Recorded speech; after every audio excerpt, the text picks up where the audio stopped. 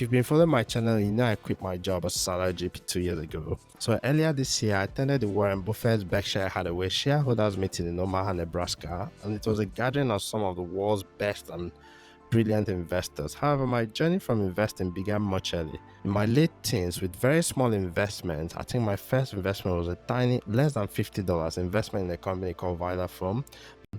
That's where I started, but that's not where I stopped. I've continued learning and studying and continued investing. Of course, been through, I've experienced three crashes, which I've been very fortunate to have taken advantage of. The most recent one, which was COVID 2020, a very fantastic buying opportunity for value investors. So this is sort of a bit of my own journey. I haven't ended up as a billionaire, and I don't own a Ferrari or Lamborghini or even a garage full of books. That was never the goal. My true aspiration was to achieve something I found quite valuable, which is time freedom.